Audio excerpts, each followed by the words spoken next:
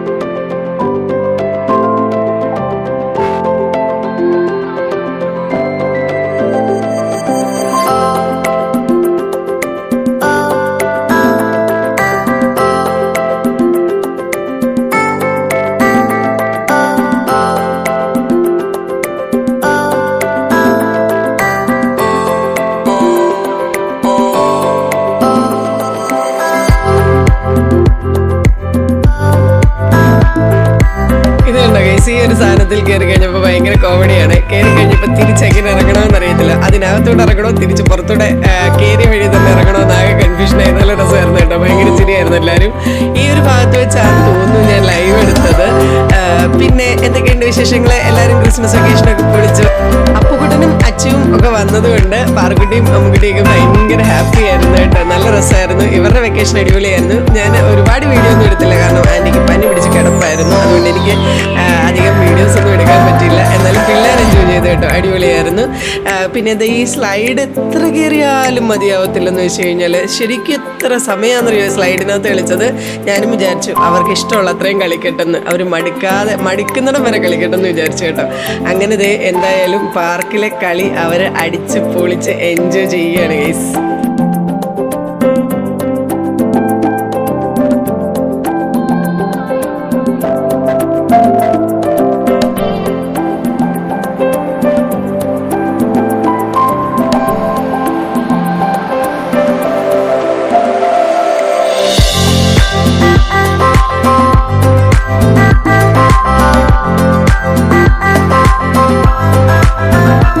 അമ്മുക്കുട്ടിക്ക് ചെരുപ്പൊന്നും വേണ്ടാന്ന് പറഞ്ഞത് എൻ്റെ അടുത്ത് തന്നിട്ട് ഓടുകയാണ് കേട്ടോ. അമ്മുക്കുട്ടി ചെരുപ്പ് ഊരിയതും ബാക്കി എല്ലാവരും കാലക്കിടന്ന് ചെരുപ്പ് ഊരിയിട്ട് കേട്ടോ. അപ്പം ഞാൻ പറഞ്ഞു എല്ലാം കൂടെ കൂട്ടി ഒരിടത്തിട്ടായിരുന്നു നമുക്ക് പോകാൻ നേരം എടുക്കാമെന്ന് തോന്നുന്നു. അങ്ങനെ എല്ലാവരും ചെരുപ്പൊക്കെ ഊരി വീണ്ടും അവർ അടിച്ചു വിളിക്കുകയാണ് ഗൈസ്.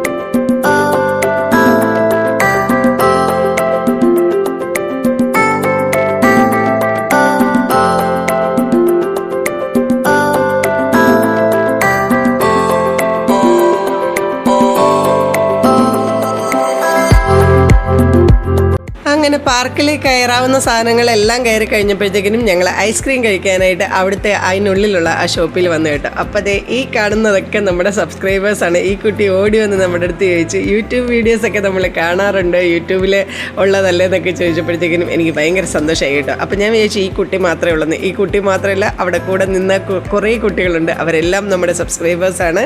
ഇതുകൂടാതെ വേറെ കുറേ സബ്സ്ക്രൈബേഴ്സും ഉണ്ടായിരുന്നു കേട്ടോ. അവരുടെ ഒന്നും വീഡിയോ എടുത്തിട്ടില്ല.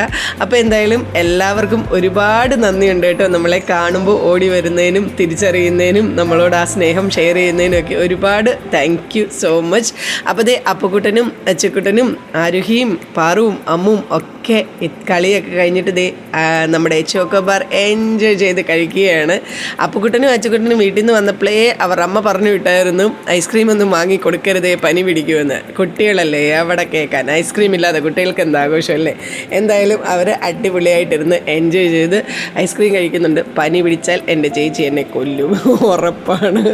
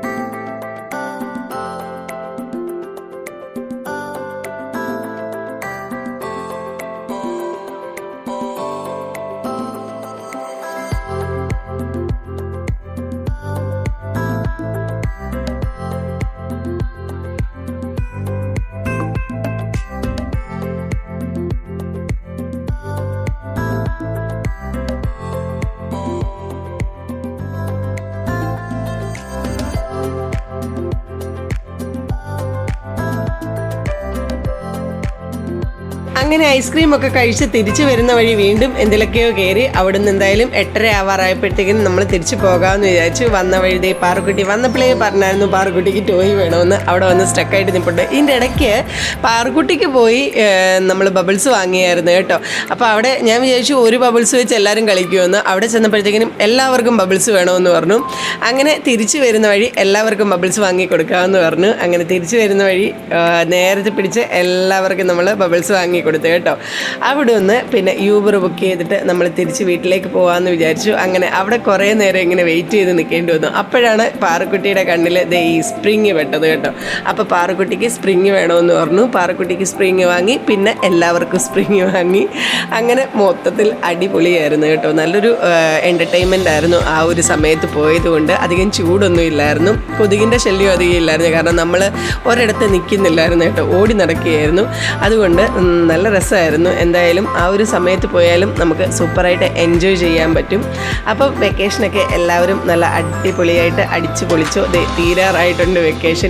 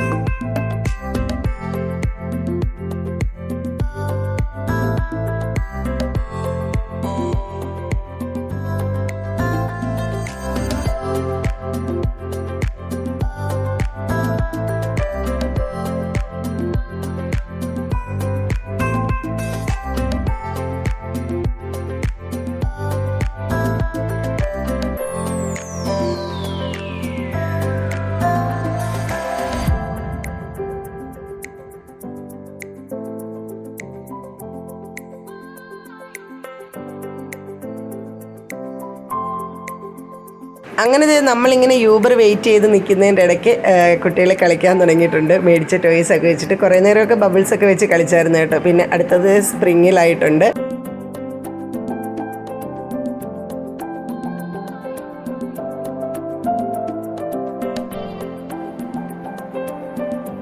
അങ്ങനെ വെയിറ്റ് ചെയ്ത് അവസാനം യൂബർ വന്നിട്ടുണ്ട് ഗൈസ്. നമ്മളെല്ലാം വീട്ടിൽ പോവുകയാണ്. അപ്പോൾ ഇത്രയുള്ള വീഡിയോ. ഈ ഒരു വെക്കേഷൻ വ്ളോഗ് ഇഷ്ടപ്പെട്ടെങ്കിൽ തീർച്ചയായിട്ടും ലൈക്ക് ചെയ്യണം, ഷെയർ ചെയ്യണം, പിന്നെ സബ്സ്ക്രൈബ് ചെയ്യാൻ മറക്കരുത്. എല്ലാവർക്കും ഒരുപാട് നന്ദിയുണ്ട് കേട്ടോ നമ്മളെ സപ്പോർട്ട് ചെയ്യുന്നതിനും എല്ലാവർക്കും നമ്മളോടുള്ള സ്നേഹത്തിനും ഒക്കെ ഒരുപാട് നന്ദി. അപ്പോൾ thank you for watching. Tata bye bye, see U.